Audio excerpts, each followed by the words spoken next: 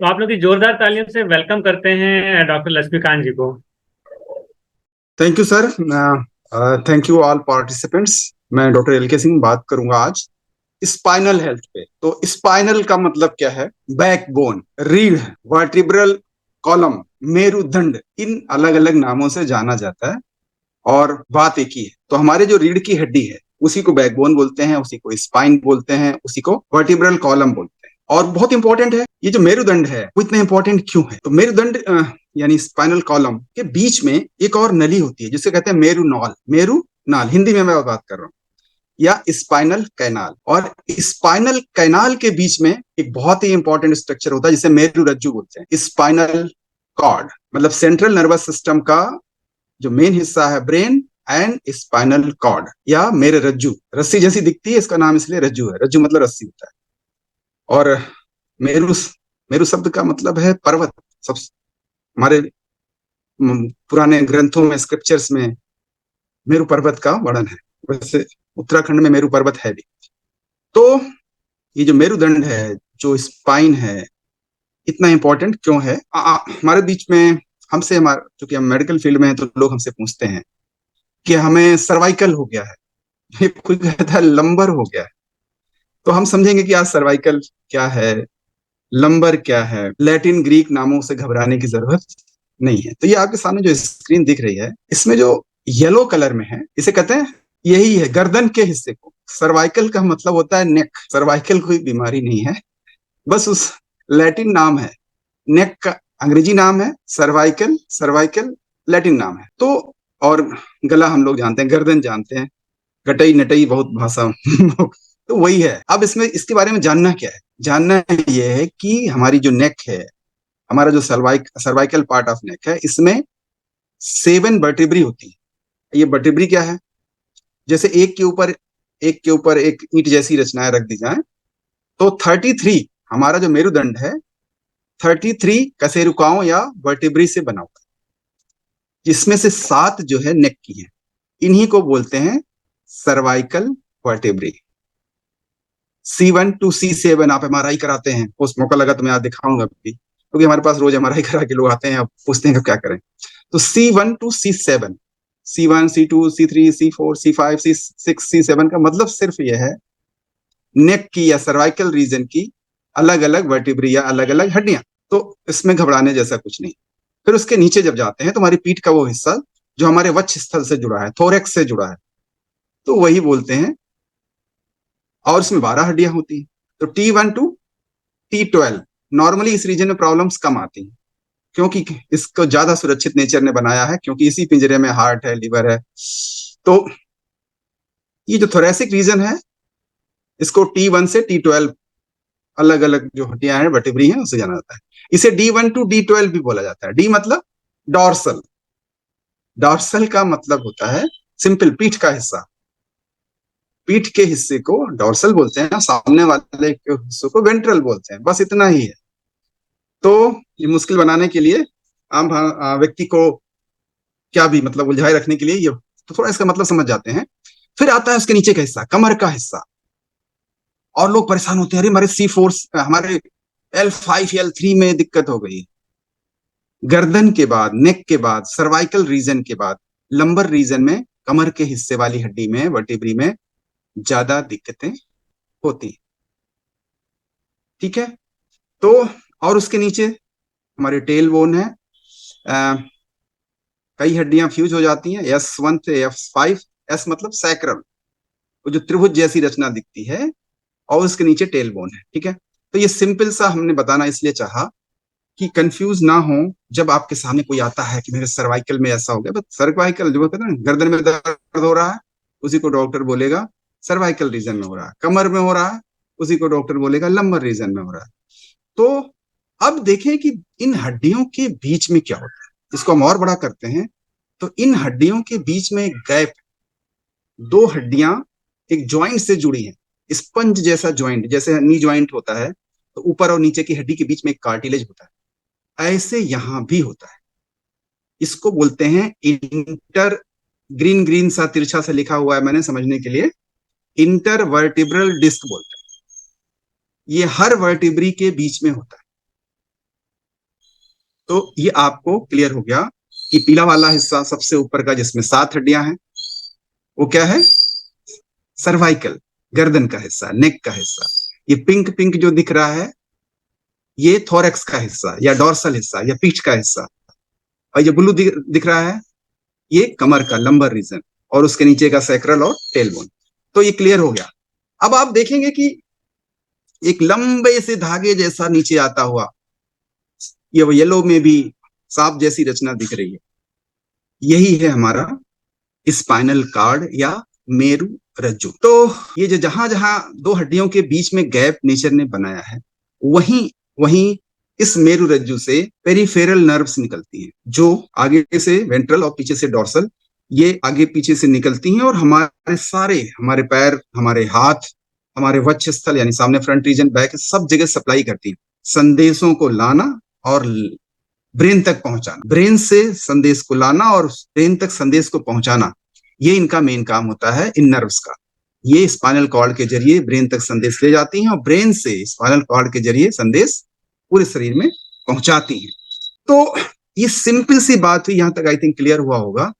अब दिक्कतें कहाँ आती, अब प्रॉब्लम्स कहाँ आती हैं, इनको हम समझेंगे। क्योंकि आपने देखा कि हड्डियां तो 33 हैं, लेकिन जोड़ मोर देन 100 है। ऐसा कहीं नहीं होगा कि हड्डी 33 ओनली और जोड़ बहुत सारे। एक हड्डी ऊपर से भी जुड़ी है, नीचे से भी जुड़ी है, और वो आपके जो बगल से निकला हमारा जो पिंजरा है थोरेक्स का, पसली जिसे बोलेंगे आप भाषा में, वो भी जुड़ी हुई है, और भी कई रचनाएं जुड़ी हुई। तो एक एक वर्टिब्री से कई कई जॉइंट्स हैं, और इस तरह से मोर देन 100 जॉइंट्स हो जाते हैं। तो कहना ये क्या है, ये जॉइंट्स में जब भी हम चलते हैं, अभी देखिए कर्वेचर भी है, स्प्रिंग जैसा है, उछल कूद करते हैं हम लोग, बॉडी लाइक ए स्प्रिंग उछलती है, इस एकदम स्ट्रेट फॉरवर्ड नहीं है। उम्र बढ़ने के साथ साथ इस मेरुदंड में, इस बैकबोन में बहुत सारी दिक्कतें होती हैं, उन पे हम चर्चा करेंगे।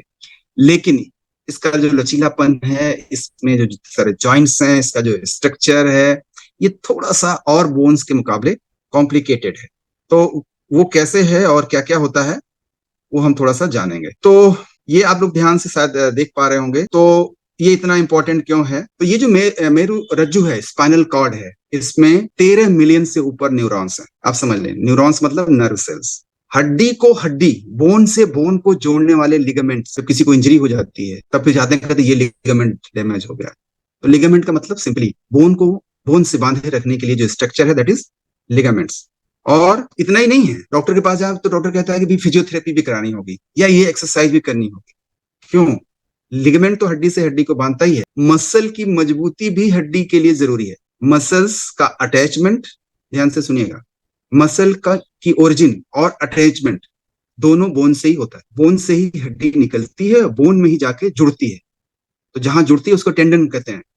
तो ये मसल की कमजोरी भी बोन में या बोन के जॉइंट्स में प्रॉब्लम पैदा करती है। तो 120 से अधिक मसल्स जुड़ी हुई हैं, है ना। और ये जो हमारा बीच की रचना है, जिसे हमने कहा स्पाइनल कार्ड या मेरु रज्जु, इसका वजन लगभग लगभग 35 ग्राम है। 33 से अधिक हमने बताया हड्डियां हैं, और लेकिन ज्यादातर एडल्ट होते होते फ्यूज कर जाती हैं, स्पेशली टेलबोन और सैक्रम की। जो फ्यूज कर गई उनको हटा दें तो 26 हड्डियां अलग अलग रहती हैं। और आपने जाना 7 हड्डियां नेक में है ना। 12 आपने देखा T12 यानी थोरेसिक रीजन में या डॉर्सल रीजन में 12 हड्डियां हैं। 5 लंबर रीजन में है। ये सब MRI CT स्कैन जब होता है तो लोग बहुत मतलब हो जाते हैं कि डॉक्टर ने बोला L5 L3 L2। तो ये सब सिंपल जानिए कि वो हड्डियों की संख्या बता रहे हैं। L4 L5 का मतलब जो कमर की हड्डी है, 5 हड्डियां हैं, तो L1 L2 L3 L4 5 ही तो होगा। सैक्रम जो फ्यूज हो जाता है एडल्ट में, यानी कि कमर के निचले हिस्से में जहां आपका हिप जॉइंट होता है, उसमें भी 5 हड्डियां होती हैं, और नीचे टेल में 4 हड्डियां। तो इस तरह से 33 हड्डियां हो गई टोटल, ठीक है। और इस जो हमारा स्पाइन रीजन है, इसका मुख्य काम है नो डाउट पूरी बॉडी को सपोर्ट करना। हमारा एक्सिस है, तो हमारी जैसे होता है ना पृथ्वी की धुरी है, वैसे हमारी बॉडी की धुरी है, एक्सिस है। कौन क्या? स्पाइनल कॉलम या स्पाइन। तो पूरी बॉडी को सपोर्ट करता है। जो हमारी नर्व्स हैं, पूरा रिस्पिरेशन है, सब कुछ इससे सपोर्टेड होता है। और अगर इसमें कोई डैमेज हो जाता है तो आपका ब्लैडर कंट्रोल, सेक्सुअल कंट्रोल, हाथों का कंट्रोल, मतलब लिम्स का, हाथ पैर दोनों का, कंट्रोल चला जाता है और कहते हैं ना पैरालिसिस हो गया। एक्सीडेंटल चीजों में ऐसा होता है। तो शॉर्ट में हम लोगों ने बात की ये हमारा है क्या। अब ये जानेंगे कि जो नाम यूज करते हैं ना डॉक्टर्स, थोड़ा सा उसके बारे में जान लेंगे तो आपको बहुत आसानी होगी कि डॉक्टर या सीटी एमआरआई में या एक्सरे में जो डायग्नोसिस बनी है उसका मतलब क्या है। एक नाम सबसे ज्यादा कॉमन है, स्पाइंडोलिसिस, क्या, या स्पाइंडोलाइटिस, या स्पाइंडोलाइसिस, या स्पाइंडोलिस्थेसिस। ये सब स्पाइंडो सब में देखिए लगा हुआ है। तो सिंपल सा स्पाइंडो जो शब्द है लैटिन भाषा का, ग्रीक भाषा का वर्ड है। तो स्पाइंडो मतलब होता है SPONDYLO। इसका सिंपल सा मतलब है स्पाइन। तो डरने जैसा कुछ नहीं, यानी रीढ़। रीढ़ की, रीढ़ को ही ग्रीक भाषा में स्पॉन्डाइलो बोलते हैं। अब जब स्पॉन्डाइलो आप समझ गए तो बाकी चीजों को समझ जाना आसान है। स्पाइंडाइलो आप समझ गए, स्पाइंडाइलो मतलब स्पाइन, स्पाइन मतलब रीढ़, बैकबोन, सिंपल सा। आप उसमें बोलते हैं स्पॉन्डाइलोलिस्थेसिस। लिस्थेसिस भी ग्रीक भाषा का शब्द है, उसका मतलब सरक जाना, अपनी जगह से हट जाना, स्लिप कर जाना। जब एक हड्डी दूसरी हड्डी से स्लिप कर जाती है तो डॉक्टर या एमआरआई में लिख के आता है डायग्नोसिस में स्पाइंडाइलोलिस्थेसिस। सिंपल इसका मतलब है एक हड्डी दूसरी हड्डी पर जो है वो थोड़ा सा फिसल गई है, थोड़ा सा सरक गई, बस इतना सा। तो स्पाइंडाइलोलिस्थेसिस। एक वर्ड आता है स्पाइंडाइलोलाइसिस। स्पाइंडाइलो का मतलब आप जान गए, स्पाइन, और लाइसिस का मतलब होता है टूट जाना। यानी चाहे ऑस्टियोपोरोसिस की वजह से, चाहे किसी इंजरी की वजह से, ट्रॉमा की वजह से, स्ट्रेस की वजह से, लिसिस का मतलब फ्रैक्चर हो गया। किसमें? इसी वर्टिब्री में, इसी बोन में, किसी भी जगह हो सकता है, लंबर रीजन में हो सकता है, थोरेसिक रीजन में हो सकता है, नेक के रीजन में हो सकता है। ये ज्यादातर केसेस में ओल्ड एज में ऑस्टियोपोरोसिस की वजह से या कोई ट्रॉमा हो गया। तो आपने जाना स्पाइंडाइलोलाइसिस। लाइसिस का मतलब कहीं भी लगा हो लाइसिस, इसका मतलब टूट जाना। तो यहाँ का मतलब है फ्रैक्चर हो जाना। अब आता है स्पांडाइलो। फिर स्पांडाइलो का मतलब वही अगेन स्पाइन। स्पांडाइलाइटिस। स्पॉन्डाइलाइटिस, आइटिस जहां भी लगा हो वहां है सूजन। आइटिस जहां भी लगा हो वहां का मतलब है इन्फ्लामेशन। तो आपके वर्टिब्री में, स्पाइन में सूजन हो गई। वो बहुत सारे कारणों से हो सकता है लेकिन मतलब उसका यही है कि सूजन हो गई वर्टिब्री में, स्पाइन में। फिर एक शब्द और यूज होता है स्पाइंडाइलोसिस। ये स्पाइंडाइलो का मतलब आप समझ गए। तो स्पाइंडाइलोसिस का मतलब है यहाँ पर जो हमारे जोड़ हैं, एक वर्टिब्री से दूसरी वर्टिब्री, जैसे लिखा ना इंटरवर्टिब्रल डिस्क ग्रीन कलर में, तिरछा सा, इसमें सूजन आ गई। जैसे आर्थराइटिस होता है, वही हो गया स्पांडोलाइस स्पांडोलोसिस। स्पांडोलोसिस। तो स्पांडोलोसिस क्या है? बुढ़ापे में ज्यादातर लोगों को जैसे आर्थराइटिस हो जाता है, वैसे ही हमारे स्पाइन में स्पांडाइलोसिस हो जाता है। और यूं समझिए कि उम्र बढ़ने के साथ साथ जैसे आर्थराइटिस कॉमन हो गया है, वैसे ही चाहे नेक रीजन में चाहे लंबर रीजन में ये भी कॉमन हो गया है। तो स्पांडाइलो का मतलब आप समझ गए। और ओसिस का मतलब होता है कंडीशन, बीमारी की कंडीशन। बीमारी की कंडीशन है किसमें? वर्टिब्री में, या वर्टिब्री का जो एक हिस्सा है जिससे बनी है सारी स्पाइन, दैट इज वर्टिब्री, या हिंदी में कशेरुका बोलते हैं, जो भी शब्द समझ में। तो हमने ये जो टर्म्स इसलिए कि कंफ्यूज ना हो, ये आपके स्पाइन या मेरुदंड, या मेरुदंड का जिन चीजों से बनी है, जिन ईंटों से बनी है, उस कशेरुका, और उसके बीच में ब्रेन से निकलने वाली मेरुरज्जु, इन्हीं में कोई ना कोई दिक्कत हो जाती है। तो एक चीज जो बहुत कॉमन है। जैसे कहते हैं हाथ आ रहे हैं, हाथ पैर झंझना रहे हैं, या हाथ झंझना रहा है और समझ में नहीं आ रहा क्या करें, सुन्न हो रहा है, पैरेस्थीसिया अंग्रेजी में बोलते हैं, या पिंच नर्व डिसीज। तो आप ये देखें थोड़ा ध्यान से कि जो सभी वर्टिब्री के बीचों बीच रचना जा रही है, इससे वायर्स निकलते हैं, नर्व्स निकलती हैं। जब ये दबती हैं due to any reason, due to any reason मतलब डिस्क स्लिप हो गई, डिस्क मतलब दोनों के बीच में जो पैड है उससे दबाव आया, कोई इंजरी हुई उससे दबाव आया, या कोई पैथोलॉजी हुई जिनका भी मैंने चर्चा किया। तो जब नर्व दबेगी तो उसका कंडक्शन, उससे आने जाने वाला जो इम्पल्स है, सूचना है, संवेदना है, वो प्रभावित होगा। तो अगेन जो प्रॉब्लम होगी उस प्रॉब्लम के हिसाब से निवारण हो। अब ये समस्याएं इतनी तरह की हैं, इतनी कॉमन है, लेकिन कुछ शब्द हमने इस्तेमाल किए ताकि हम समझ सकें कि वास्तव में होता क्या है। आगे ये जो हमारा वर्टिब्रल कॉलम है या स्पाइन है या मेरुदंड है, ये लचीला होता है, लचीला है। आगे भी घूम सकता है, पीछे भी घूम सकता है, साइड में घूम सकता है, थोड़ा ट्विस्ट भी हो सकता है। ये इस तरह से डिजाइन किया गया। लेकिन आज की डेट में अब जैसे हम लोग बैठे हैं तो एकदम फिक्स बैठे हैं, तो फिक्स बैठे हैं तो नेक की जो हमारा सर्वाइकल रीजन है या नेक का रीजन है या गर्दन का रीजन है, इन बोन्स पर एक्स्ट्रा लोड पड़ रहा है, एक्स्ट्रा टीयर वियर हो रहा है। तो क्या होगा परिणाम स्वरूप, ये बोन्स ज्यादा घिसेंगी, टीयर वियर होगा, रिपेयर कम होगा, और इनसे निकलने वाली नर्व्स भी उससे प्रभावित होंगी। तो नेक से रिलेट सर ये सारी चीजें हो सकती हैं, स्पॉन्डिलोसिस हो सकता है, स्पॉन्डिलाइटिस हो सकता है, और भी चीजें हो सकती हैं। तो सोल्यूशन क्या है? आप सभी जानवर देखें मूव करते रहते हैं। जब हम मूव करते रहते हैं तो इसके पहले के बोन वाले कार्यक्रम में हम लोग चर्चा कर चुके हैं, हमारे अंदर एक सेल बोलते हैं ऑस्टियोब्लास्ट सेल, वो एक्टिव रहती है, वो नई बोन का फॉर्मेशन रिन्यू करती रहती है, बोन डेंसिटी मेंटेन रहती है। इसके अलावा न्यूरॉन्स भी एक्टिव रहते हैं। लेकिन जब ऐसा नहीं होता तब इसका रिवर्स होता है। हमारी बोन्स में दो एक्टिविटी हमेशा चलती रहती है, ऑस्टियोब्लास्ट और ऑस्टियोक्लास्ट।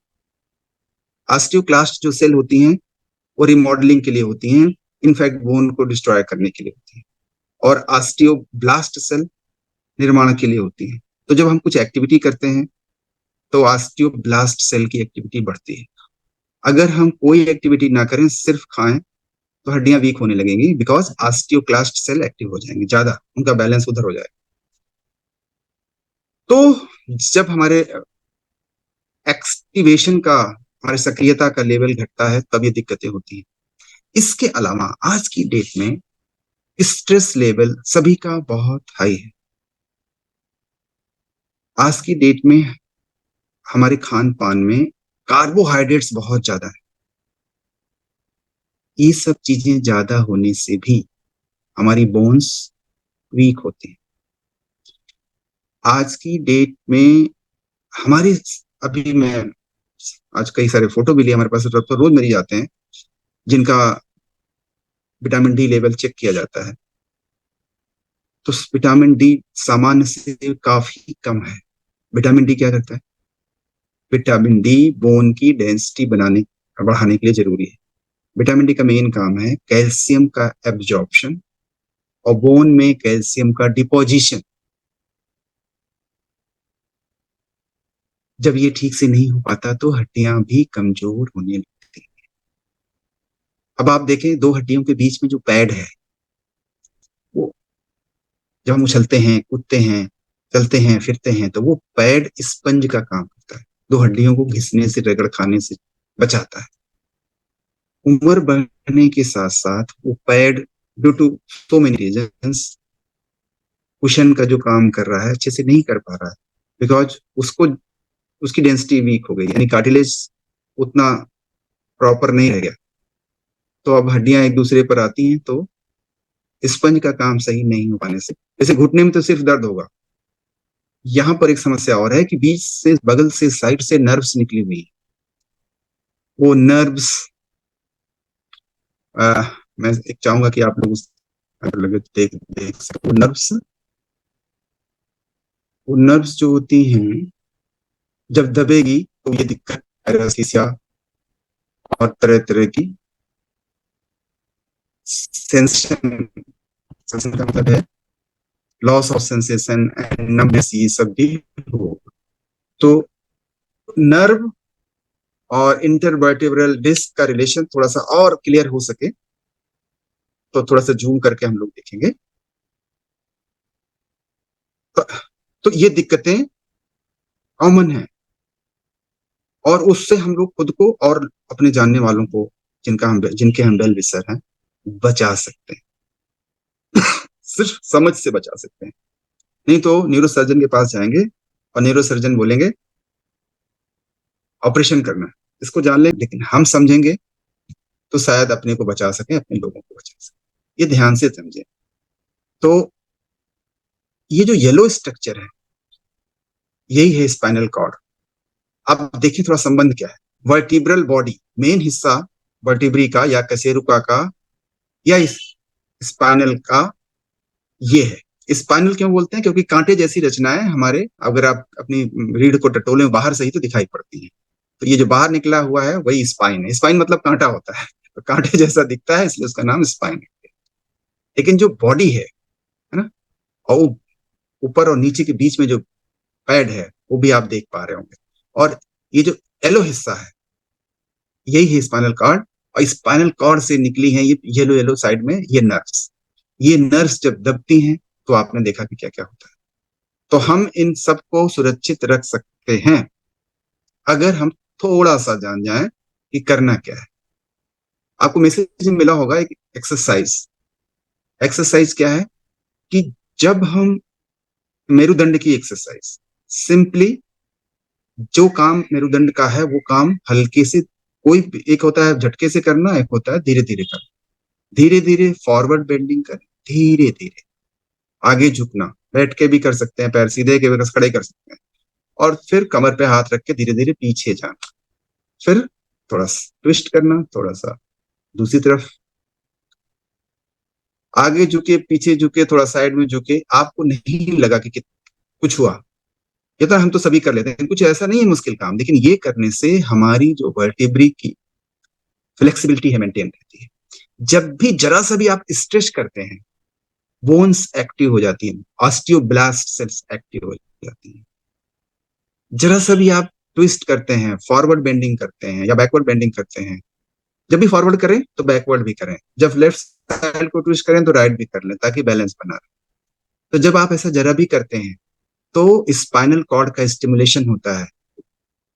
उसके अंदर जो कहते हैं ना कि पानी जो बहता हुआ पानी है, और उसमें वो गंदा नहीं होता, फ्रेश हो जाता है, और रुका हुआ पानी गंदा हो जाता है। तो उसी तरह से हमारी जो बोन्स की, खासकर वर्टिब्रल कॉलम की बात हो रही है, स्पाइन की बात हो रही है, जब इनकी एक्टिविटी करते हैं तो बोन्स के मिनरल्स का टर्नओवर, बोन्स में ब्लड के सर्कुलेशन का टर्नओवर, जो हमारी इंटरवर्टिब्रल डिस्क है उनके अंदर का टर्नओवर, किसका, न्यूट्रन का टर्नओवर बढ़ जाता है।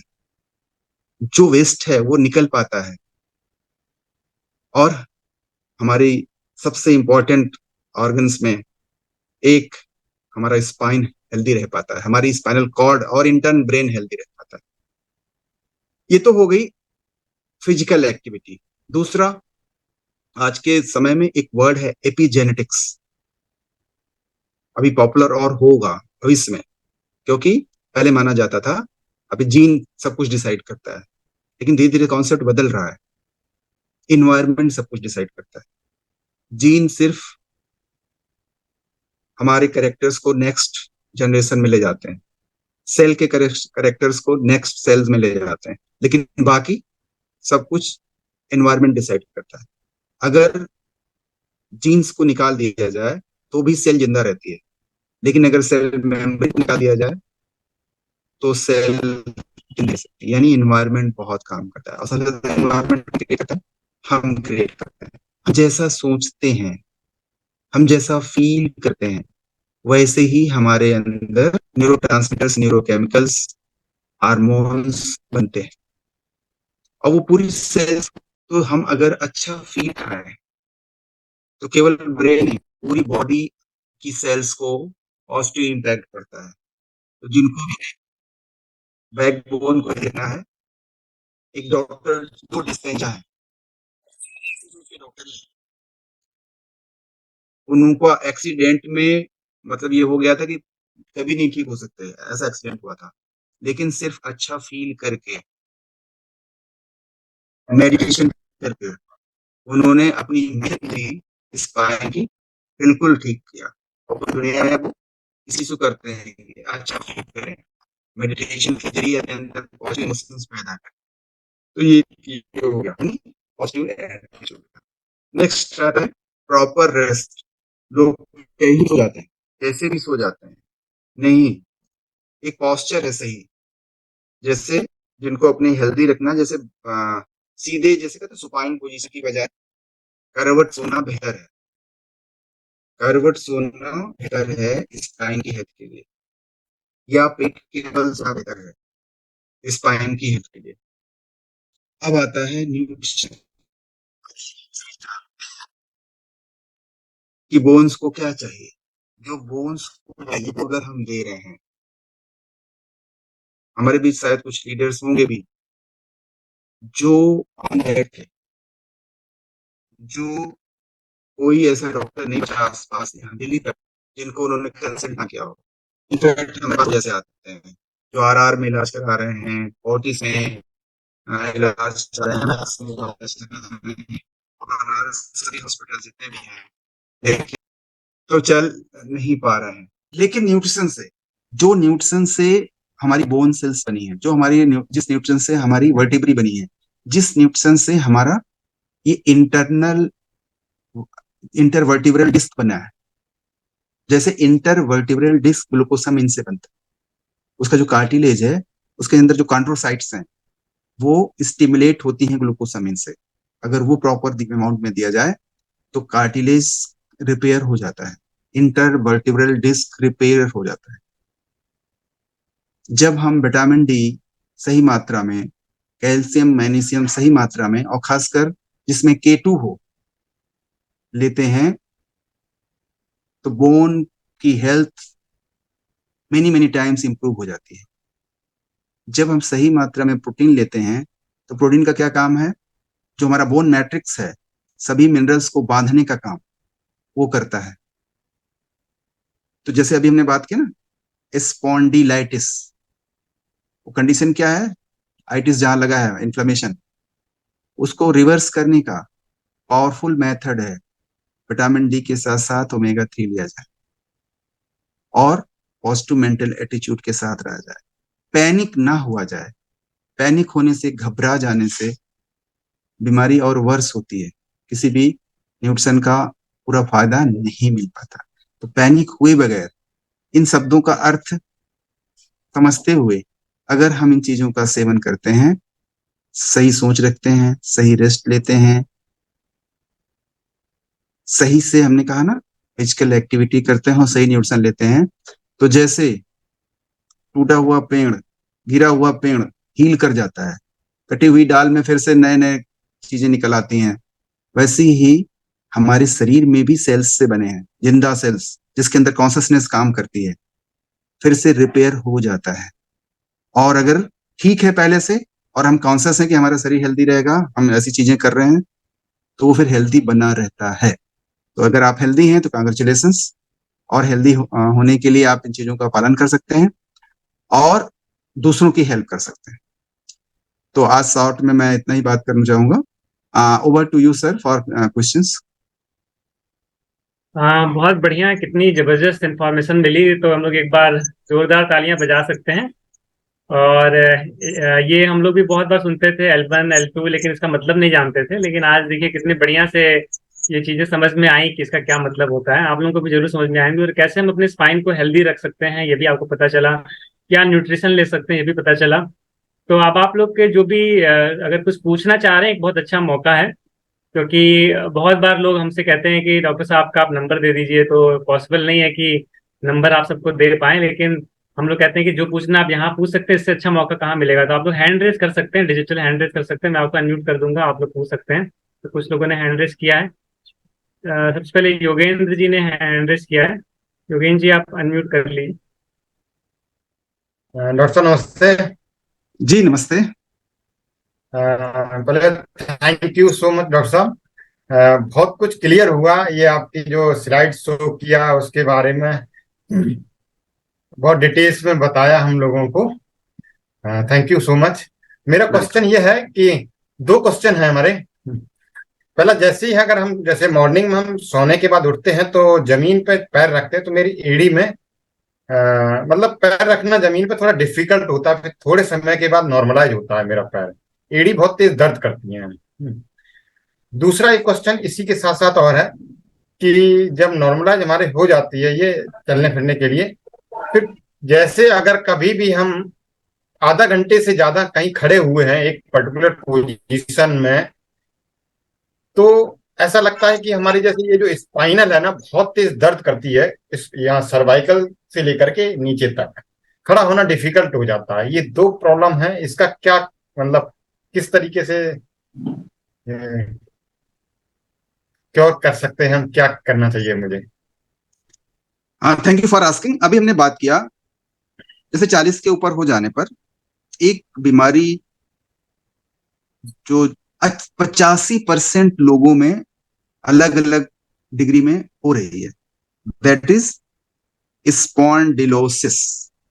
स्पॉन्डिलो का मतलब आप समझ गए, और ओसिस का मतलब स्टेट ऑफ डिसीज। तो इसमें क्या होता है कि डीजेनरेटिव चेंजेस, मैं आपको आप एक स्लाइड अगर हमारे पास उपलब्ध होती है समझने में आसानी होगी। आज ही मैंने इनफैक्ट हमारे पास पेशेंट आए थे, तो मैंने सोचा कि शायद मदद मिले, अगर मौजूद है तो। Just a minute. तो क्या होता है इसमें, ये डीजेनरेटिव चेंजेस हैं, और ये जो डीजेनरेटिव चेंजेस होते हैं इनकी वजह से हमारी बोन्स प्लस नर्व्स इन सब पे असर पड़ता है, और फिर उसका रिस्पॉन्स हमें अपने जो भी हमारा पेन हो रहा है या वीकनेस हो रही है या सुन्न हो रहा है इसमें पड़ता है। अब ये होता है कि हम करें क्या, ये मैं आपको संजू सर से कहूंगा अगर उन तक पहुंच जाए आसानी से तो शेयर कर दें, ताकि थोड़ा सा मतलब और गहरे से समझ सके।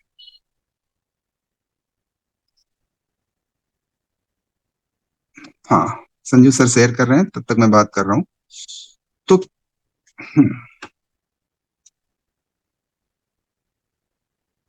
हाँ, तो जैसा कि आपने कहा पहले एडी पे बात कर लेते हैं, तब तक स्लाइड से वो रिपोर्ट शेयर हो जाएगी तो हम लोग समझेंगे। एड़ी में दर्द, तो एड़ी क्या है, वहां भी एक बोन से बनी है, वहां और क्या है, मसल, और मसल का अटैचमेंट है और मसल की ओरिजिन है।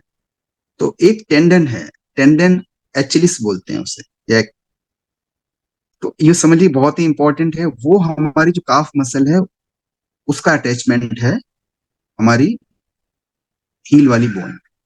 तो वहां भी दर्द हो सकता है, हील के नीचे भी हो सकता है, वगैरह वगैरह वगैरह। तो काजेस बहुत सारे हैं, लेकिन एक सिंपल सोल्यूशन मैं बोलूंगा, न्यूट्रिशन आप शायद ले ही रहे होंगे प्रॉपर, या नहीं ले रहे होंगे तो लेना स्टार्ट करिए। और सॉफ्ट शूज, हाँ, मोटी हील का सॉफ्ट शूज, स्पोर्ट शूज कुछ दिन रेगुलर यूज करिए। नंगे पैर घर में भी ना रहिए। स्लीपर अगर यूज करते हैं घर में तो मोटे ही यूज करिए। कुछ एक्सरसाइजेस हैं जिसमें मैं एक सिंपल बोलूंगा, दीवार के सहारे पंजे पर खड़े होना। ये आप करेंगे तो धीरे धीरे समय लगेगा, किसी को 3 महीना, किसी को 6 महीने लग सकता है, लेकिन इंप्रूव हो जाएगा। जल्दीबाजी ना करें। अब सवाल उठता है, जो खड़े होने पर कमर या उसके निचले हिस्से में दर्द हो जाता है, वो क्यों हो जाता है? इस रिपोर्ट के माध्यम से हम समझेंगे। ये रिपोर्ट सर इनलार्ज हो सकती है?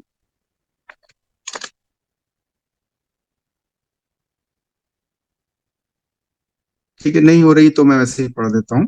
देखिए, इसमें लिखा हुआ है degenerative changes involving lumbar region. Degenerative changes involving lumbar region. अब आप समझ लें इसका मतलब। लंबर रीजन यानी कमर वाले हिस्से में जो वर्टिब्रे हैं, जो कशेरुकाएं हैं, जो स्पाइनल बोन्स हैं, वहां पर डीजनरेटिव चेंजेस। फिर क्या लिखा हुआ है? Diffuse disc bulge at L45 L5S1। इसका मतलब हुआ दो हड्डियों के बीच में जो पैड है उसमें बल्ज है, यानी जैसे लिप्स है ना, दबा दें तो बाहर की तरफ थोड़ा सा निकल आएंगे, वैसे है। उसकी वजह से क्या हो रहा है? Causing narrowing of bilateral recesses and neural foramina leading to compression of bilateral traversing and exiting nerve root. इसका मतलब क्या हुआ? अभी हमने बोला पिंच नर्व, तो दो हड्डियों के बीच में पैड है और वहीं दो हड्डियों के बीच में नर्व्स निकल रही हैं। तो जो कंडीशन बन रही है डिफ्यूज डिस्क बल्ज की वजह से, डिस्क बल्ज, बल्ज मतलब जानते हैं, उभार की वजह से नर्व रूट कंप्रेस हो रहा है। जब आप देर तक खड़े रहते हैं तो और कंप्रेस होता है डिस्क बल्ज या कोई भी, तो उससे नर्व रूट, एक शब्द यूज होता है रेडिकुलोपैथी, लैटिन भाषा में उसी को बोलते हैं रेडिकुलोपैथी। रेडिकल मतलब होता है जड़, नर्व की रूट मतलब भी जड़, तो उसी को डॉक्टरी भाषा में, लैटिन भाषा में रेडिकुलोपैथी बोलते हैं। तो पैथी मतलब डिसीज हो गई, डिफॉर्मिटी हो गई, और रेडिकल मतलब जड़। तो नर्व की रूट में, जड़ में पैथोलॉजी हो गई। यानी कि जब आप देर तक खड़े रहते हैं तो नर्व्स में दबाव होता है, और फिर नर्व में दबी तो जो फ्लो था, आवागमन था सूचनाओं का, वो भी रुका, पेन भी शुरू हुआ, और फिर असह्य हो गया तो आपको बैठ जाना पड़ता है। तो जब हम खड़े होते हैं तो उस समय मैक्सिमम दबाव हमारी सारी बोन्स पर होता है, और जब हम लेटे होते हैं तो मिनिमम होता है। तो आप समझ लें कि क्या हो रहा है? डीजेनरेटिव चेंजेस हम सभी में हो रहा है, because we all are growing old. इसीलिए ये टॉपिक की जरूरत पड़ी कि समझिए कि 40+ हुए तो कहते हैं ना 40 साल लग गया। 40 साल का मतलब अब 40 तरह की तकलीफें हैं, क्योंकि सभी चीजों में डिजेनरेशन हो रहा है। तो न्यूट्रिशन के जरिए, रेस्ट के जरिए थोड़ा सा, है ना, आज की डेट में फिजियोथेरेपी एक अलग ब्रांच है। फिजियोथेरेपी यानी मूवमेंट के जरिए इलाज। उसके जगह जगह देखिए स्पेशलिस्ट खुल गए हैं, और अलग अलग अंगों के अलग अलग फिजियोथेरेपिस्ट हैं। तो हमें थोड़ा सा ध्यान देना है, आपको ध्यान देना है, और चीजें इंप्रूव हो जाएंगे। क्लियर हो गया थोड़ा सा प्रॉब्लम कहाँ हो रही है?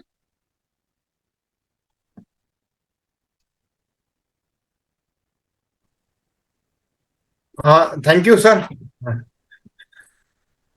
काफी नेक्स्ट कमल शर्मा जी ने हैंड रेस किया है। गुड इवनिंग डॉक्टर साहब। नमस्ते। जैसे आपने बताया ना बोन टेल के बारे में बताया, तो ये बोन टेल में जो पेन है वो किस रीजन से होता है, कारण क्या है? टेल बोन या कॉक्सिक्स, बहुत सारे कारण हैं, लेकिन मेन कारण है वहां टेल बोन में इन्फ्लेमेशन हो जाना, सूजन हो जाना। तो पहली चीज है, सूजन से बचाएं कैसे? जो हो ही गई तो जब भी हम आप बैठते हैं तो टेल बोन सबसे पहले जिस चीज पर हम बैठते हैं वो संपर्क में आती है। तो ऐसे लोगों को कोशिश करना चाहिए कि कुछ भी करके, चाहे एक ट्यूब रखें स्कूटर की उसको कवर करके, या कुछ भी तकिया ऐसा बनाए कि उस पर प्रेशर ना पड़े। जैसे हम अगर स्कूटर की ट्यूब यूज करें तो बीच वाला हिस्से पे प्रेशर नहीं पड़े, यानी इन्फ्लेमेशन है, कॉक्सिक्स बोलते हैं, और उस वहां के दर्द को कॉक्सोडाइनिया बोलते हैं। तो एक ये हो गया। दूसरा, जो न्यूट्रिशन की बात करने की, वो यूज करें। समटाइम्स एनाल्जेसिक्स यूज करने में फॉर टाइम बीइंग फायदा ही होता है, तो कुछ एनाल्जेसिक सिंपल यूज कर लें अगर दर्द ज्यादा है, तो उससे इन्फ्लेमेशन में कमी आती है। देखिए, मेडिकल साइंस में इलाज क्या है, मैं वो भी आपको चाहेंगे तो अभी दिखा दूंगा। कोई ऐसा इलाज नहीं है। इस ऑपरेशन के नाम पर क्या होता है उसके बारे में बात नहीं करेंगे, लेकिन मेडिसिन क्या दी जाती है। इन जितनी भी तकलीफें हो रही हैं, इसमें कोई ऐसी स्पेसिफिक मेडिसिन नहीं है। पेन किलर नंबर 1 जो चलता है, स्टेरॉइड्स। स्टेरॉइड किस लिए? इन्फ्लेमेशन कम करने। तीसरा, न्यूट्रिशन। और इन सब दवाओं का साइड इफेक्ट कम होने के लिए प्रोटॉन पंप इनहिबिटर्स यानी गैस की दवाएं चलती हैं। यही होता है। तो अगर किसी के टेलबोन में है प्रॉब्लम, तो सबसे पहले यही करना है। फर्दर उस पर प्रेशर ना पड़े, पेन किलर यूज कर सकते हैं अगर ज्यादा दर्द है, और ये न्यूट्रिशन लें, इंप्रूव हो जाए। और होता क्यों है? इन्फ्लेमेशन के बहुत सारे कारण हैं, लेकिन एक बड़ा कारण है स्पाइनल इन्फ्लेमेशन का, एज रिलेटेड। दूसरा, ट्रामा या इंजरी, चोट लगी। नेक्स्ट जूली जी ने हैंड रेस किया है। जूली जी अनम्यूट कर लीजिए। यस सर, नमस्ते सर। नमस्ते। मैं जूली कोलकाता से हूँ सर। मुझे बोला था कि मेरे लेफ्ट हैंड में बहुत मतलब झंझनाहट टाइप का होता है, नस में प्रॉब्लम होता है। इसका हम बहुत दवा खाए, इलाज किए, ठीक हो जाता है, फिर हो जाता है। हम पूछना चाहते हैं इसका क्या सोल्यूशन है सर? ये जो वीडियो आपको लोड होगा, जिसको कई बार देखिएगा, तो आपको सोल्यूशन, ओके। आप अपना तो ठीक करेंगे ही, दूसरों का भी ठीक करेंगे। ध्यान से सुनिए, अच्छा। ध्यान से सुन लीजिए और अपना म्यूट कर लीजिए। आपको जो झंझनाहट हो रही है, सुनपन हो रहा है, कमजोरी हाथ में हो रही है, सबका कारण है नस दब रही है। हाथ को सप्लाई करने वाली नस, नर्व दब रही है। और वो नर्व इसलिए दब रही है कि जहां से निकली है, स्पाइनल कार्ड से जहां से निकली है, वो रास्ते में कहीं न कहीं सूजन है, रुकावट है, बाधा है। तो जहां भी आप रहती हैं वहां फिजियोथेरेपिस्ट होंगे। 2-4 दिन जा करके उनसे सीख लीजिए कि क्या करना है, और फिर घर पे वो रेगुलर करना है, धीरे धीरे करना है। नंबर 1। नंबर 2, न्यूट्रिशन लेना है। नर्व्स को न्यूट्रिशन जो चाहिए वो होता है ओमेगा 3 और नेचुरल बी, नर्व्स के लिए। और बोन्स को जो चाहिए होता है vitamin D, calcium, magnesium, K2 यानी कैलमैक D+, मल्टीविटामिन, और सूजन कम करने के लिए ओमेगा 3। ये कोई जादू नहीं है, एकदम सिंपल सा है। पॉजिटिव रहिए, ठीक हो जाएंगे। और अगेन बोलूंगा, खुश रहने का जितना भी उपाय कर सकते हैं करिए। सबसे बढ़िया है, आप कलकत्ता में रहती हैं, कलकत्ता में म्यूजिक का बहुत ट्रेंड है। कुछ संगीत में भी रुचि रखिए, थोड़ा नाचिए, गाइए, खुशी मनाइए, 100% ठीक हो जाए। डांसर्स को डांसर्स को खासकर क्लासिकल डांसर्स को लंबे समय तक देखा गया है कि हड्डियां स्वस्थ रहती हैं, क्योंकि जो नृत्य है, one of the best form of exuberance, मतलब आह्लाद का, प्रसन्नचित होने का, आनंदित होने का सबसे बढ़िया अवसर है, कारण है, विधान है, विधि है नृत्य, संगीत। इसमें भी आप रुचि लीजिए। अगर बार बार हो रहा है तो पूरी तरह से ठीक होने का ये भी एक उपाय में से एक है। Thank you for asking. Next Shabana ji ने हैंड रेस किया है। जी शबाना जी। जी नमस्ते सर। नमस्ते। सर पिछले सेशन में रुखसार जी का एक सवाल था कि उनकी मम्मी को, जो कि उनकी एज है 35 इयर्स, और सांस फूलने की बीमारी है, कम से कम उन्होंने बताया था 5 से 6 साल से हो रहा है ये प्रॉब्लम। और जब सांस फूलती है ना, तो वो, उनका कहना है कि डॉक्टर ने उनको वो आपसे कहना भूल गई थी कि फेफड़े का सिकुड़ने के बारे में डॉक्टर ने बताया है कि उनका फेफड़ा सिकुड़ चुका है, और सांस जब वो लेती है तो सांस बहुत मतलब अंदर की तरफ, पेट, उनका कहना है कि पेट जो है एकदम अंदर की तरफ चला जाता है। तो इस पूरा सवाल उन्होंने आपसे किया नहीं था, कुछ चीजें भूल गई थी, इसलिए उन्होंने मुझसे बोला है कि आप एक बार दोबारा डॉक्टर साहब से पूछ के फाइनली मुझे बताएं। पेट अंदर जाना कोई वो प्रश्न नहीं है। जब एयर हंगर होती है, एयर हंगर का मतलब ऑक्सीजन की जरूरत ज्यादा है शरीर को और मिल नहीं पा रही है, तो डायाफ्राम ऑटोमेटिकली ऊपर उठ जाता है और पेट अंदर चला जाता है। शरीर भी जब कृशकाय है या दुबला पतला है तो और दिखता है। नंबर 1। नंबर 2, एक अवस्था होती है जब सांस की नलियां नैरो होती हैं, उसे बोलते हैं अस्थमा।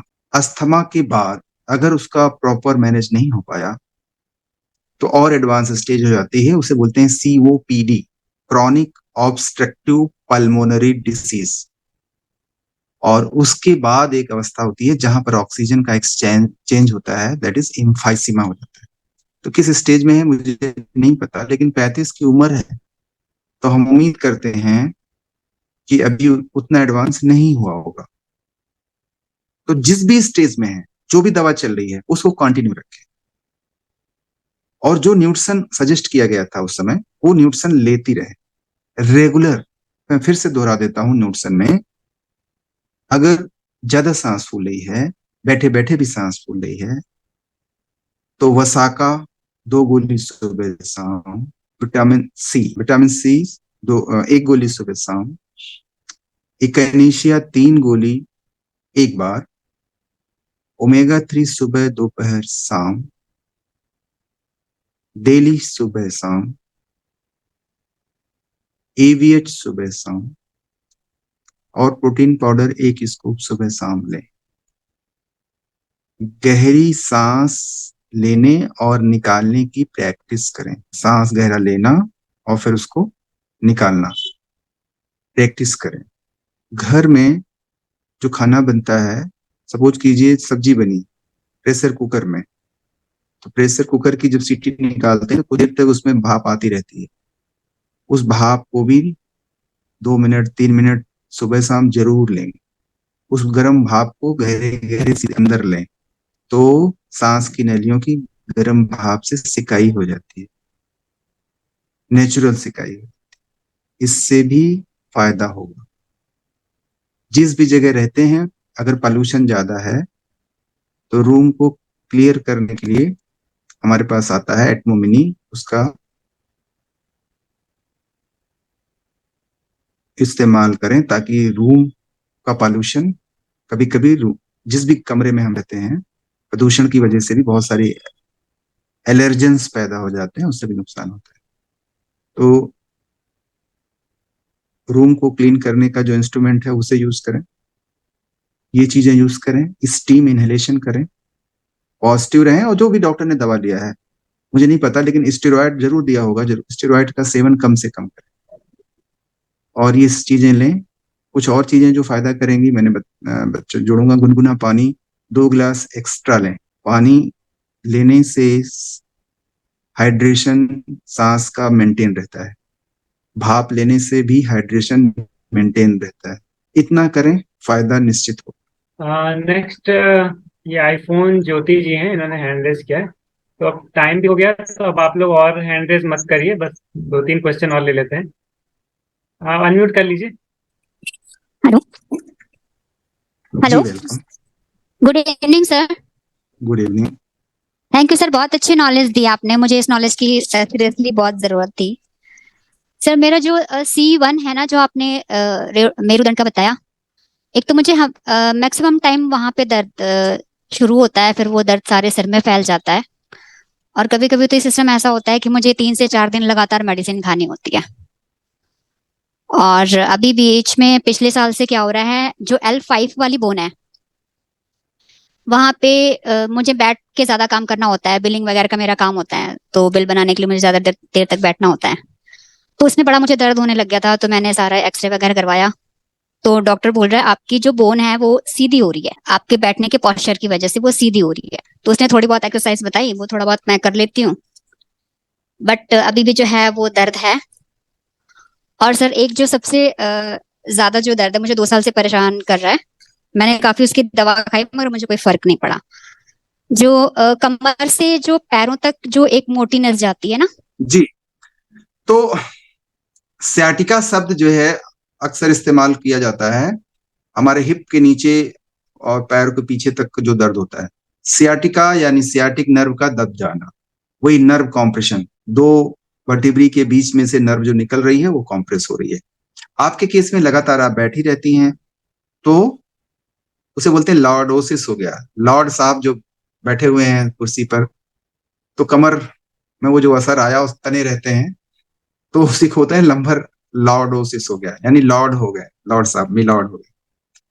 तो करना क्या है, हमारा जो शरीर है लगातार बैठने के लिए कुर्सी पर बना नहीं है। बीच बीच में खासकर देखिए अच्छे जो ऑर्थोपेडिक सर्जन है आज की डेट में खड़े होकर ओपीडी कर रहे हैं। हड्डी के डॉक्टर, वो जो समझदार डॉक्टर हैं खड़े होके ओपीडी कर रहे हैं, मरीज को बैठ के नहीं देख रहे हैं, खड़े होके देख रहे हैं। क्यों? अगर बैठेंगे तो भी लॉर्ड साहब हो जाएंगे, लॉर्डोसिस हो जाएगी जैसे मैडम को हो रही है। तो कोशिश करिए जब आप बैठी हैं तो पैरों को चलाती रहे, खासकर पंजों को और एड़ी वाले हिस्से को, मतलब जानबूझ के चलाती रहे ताकि ब्लड सर्कुलेशन होता रहे। दूसरा, हर आधे घंटे पर किसी न किसी माध्यम से बहाने से खड़ी हो जाएं या थोड़ा मूव करें।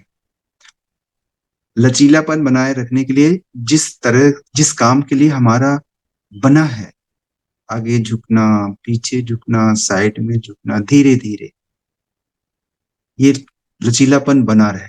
नहीं तो जिस चीज हमारा जो बॉडी है, अगर कोई कंप्यूटर का काम करता है या टाइप का काम करता है 10 घंटे, तो उसी हिसाब से बॉडी एडजस्ट हो जाती है। हमारे कुछ जानने वाले हैं जो इस काम में है और उनका वैसे पोस्चर हो गया है, तो उसको मतलब जिस भी पोस्चर में रहेंगे, जैसे किसी की 45-50 साल उम्र है और कोई एक्सरसाइज नहीं कर रहा है हाथ को सीधा रखने वाली, तो एल्बो से मुड़ेगा नहीं, मतलब सीधा नहीं होगा एल्बो, यानी कोहनी अब सीधी नहीं होगी। बहुत सारे लोग हमारे पास आते हैं, कभी पहलवान हुआ करते थे, आज उनकी कोहनी सीधी नहीं हो रही है। अगर हम ज्वाइंट्स को, जो काम है ज्वाइंट का, नहीं करेंगे तो जिस भी अवस्था में ज्वाइंट है उसी अवस्था में फिक्स हो जाएगा। तो आपके केस में न्यूट्रिशन तो लें, साथ में लचीलापन प्रॉपर बनाए रखने के लिए उसका मूवमेंट धीरे धीरे करें। एक दिन में नहीं, 2 दिन में नहीं, 2-4 महीने में भी अपनी जगह पे आ जाए तो समझिए अचीवमेंट है। तो जो लोग एक दिन में सोचते हैं ठीक हो जाएगा एक्सरसाइज से, शायद अपने साथ मतलब वो नासमझी कर रहे हैं, क्योंकि वो एक दिन में हुआ भी नहीं है, पॉस्चर की वजह से हुआ है। तो धीरे धीरे ठीक होगा। तो न्यूट्रिशन लें, लचीलापन बढ़ेगा, लचीलापन वाली एक्टिविटी करें, इंप्रूव हो जाएगा। नेक्स्ट विश्वजीत कुमार जी ने हैंड रेज किया है। Thank you sir. सर नमस्कार, डॉक्टर साहब नमस्कार जी। नमस्ते जी। सबसे पहले तो बहुत बहुत धन्यवाद आपको कि हर हफ्ते हम लोगों को अच्छी अच्छी जानकारी अलग अलग सब्जेक्ट पर मिलती रहती है। सर एक प्रॉब्लम मुझे संडे को हुई। संडे को मैं सो कर जब उठा अचानक, तो उठने के पहले ही पूरा मुझे लगा बहुत चक्कर आ रहा, मेरे शरीर मैंने सर और पैर दोनों चक्री का खा रहा, मुझे ऐसा महसूस हुआ अचानक। तो जब मैं बैठ गया उठकर तो सही हो गया। फिर जब भी मैं लेट रहा हूँ, सोने की कोशिश कर रहा हूँ, मुझे लगता है कि चक्कर आ रहा है। तो पहले मुझे लगा कि हो सकता है गैस उस चढ़ गई हो, लेकिन जब मैं लेट रहा था सर के बल और पीठ के बल, अचानक मुझे चक्कर महसूस हो रहा था। फिर मैं अचानक बैठ जा रहा था तो सही हो जा रहा था। ये 2 दिन से हो रहा है सर ऐसा, लेकिन आज ऐसा कुछ नहीं हुआ है। ऐसा क्यों हो रहा है सर जी? क्या उम्र है आपकी? सर 47। तो सभी से निवेदन है जिनको 40 साल लग गया है, हमारे एक सीनियर थे कर्नल साहब और हेल्थ कॉन्शियस थे, तो बहुत उछल कूद करते थे और 60+ थे। तो उनके यहाँ फार्म था, खेती थी, तो कोई लेबर नहीं आया, तो उन्होंने ट्राली पे गन्ना चढ़ाने के लिए खुद ही लग गए और बोले अगले दिन आके कि मैंने तीर मारा। मैंने कहा अच्छा किया, लेकिन इसका परिणाम शरीर पे आएगा। और फिर वो 6 महीने तक बेड पे रहे। कोई डॉक्टर बनारस, लखनऊ, दिल्ली का बचा नहीं।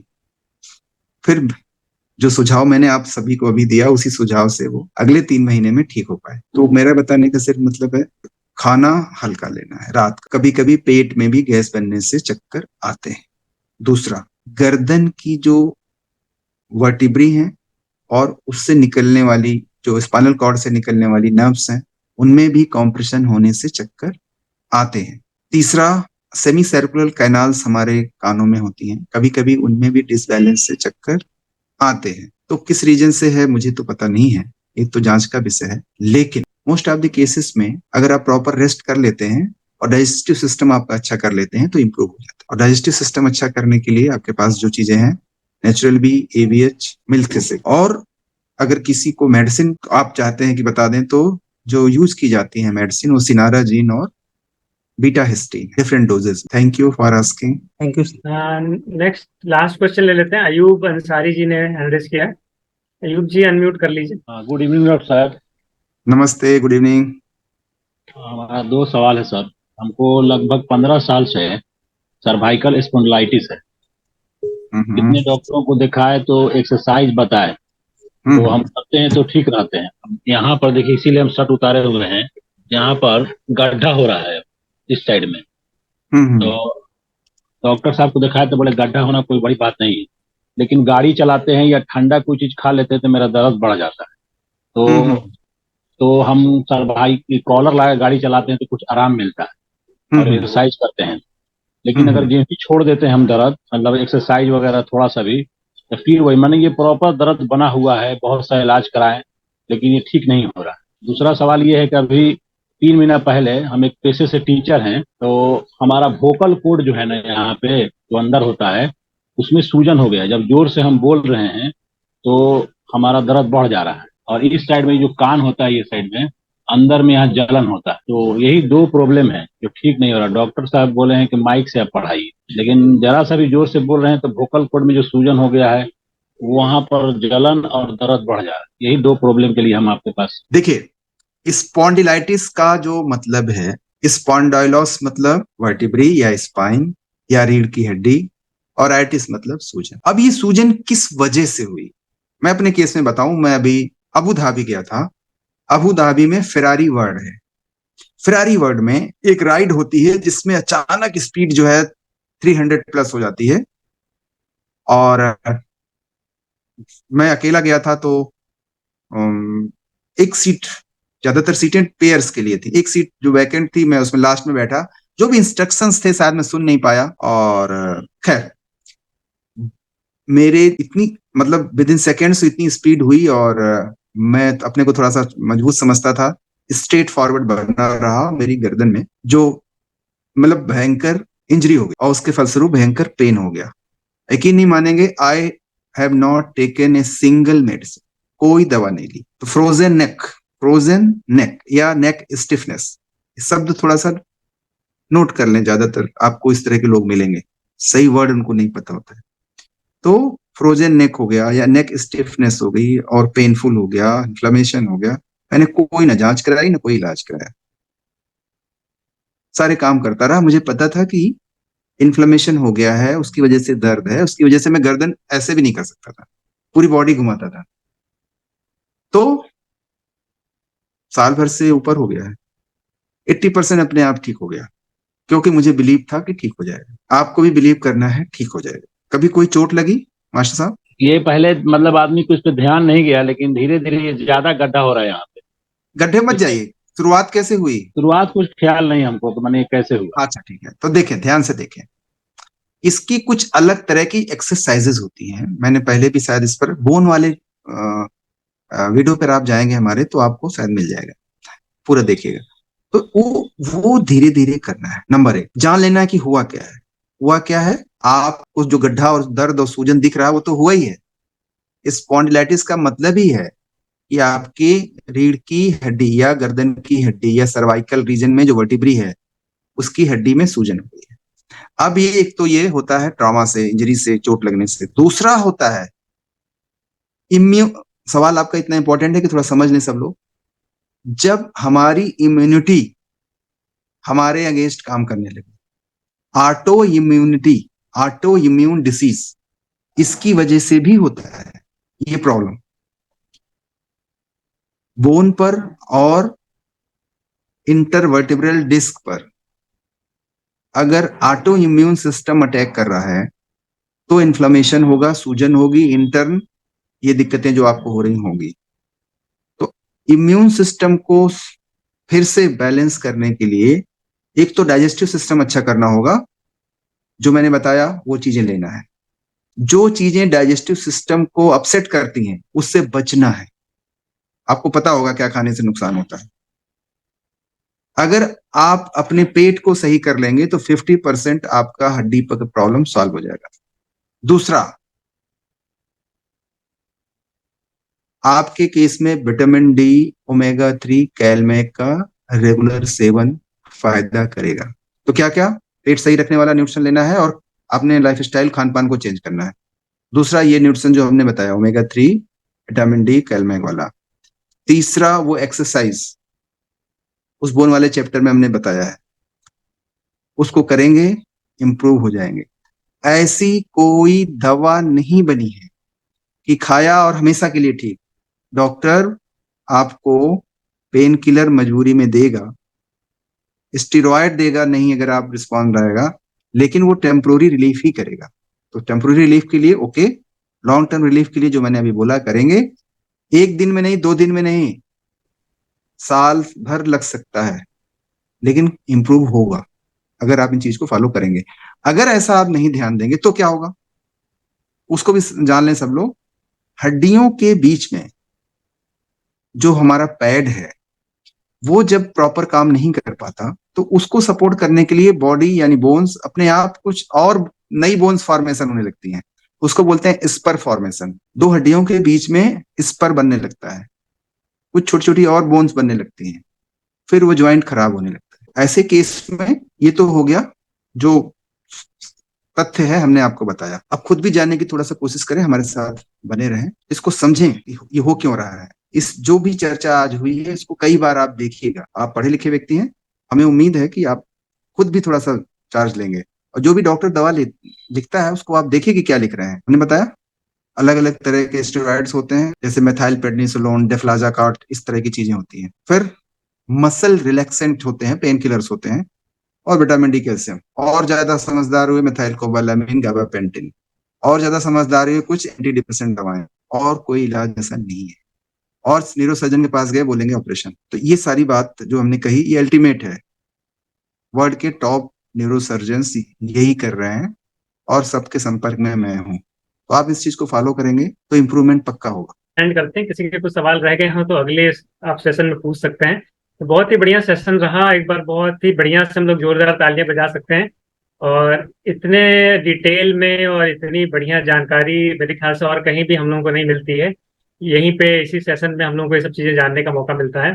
तो इसीलिए आप लोग जरूर इसमें कनेक्ट रहिए और अपने साथ और भी लोगों को कनेक्ट कर सकते हैं, क्योंकि ये हेल्थ का मामला है और हेल्थ इज वेल्थ। अगर हेल्थ अच्छा रहेगा तो सब अच्छा रहेगा। तो इसी के साथ हम लोग सेशन एंड करते हैं। Thank you Sanju sir, and thank you all participants, और again thank you very much जो हमारे साथ बने हुए हैं। Wish you all the best. के लिए जय हिंद।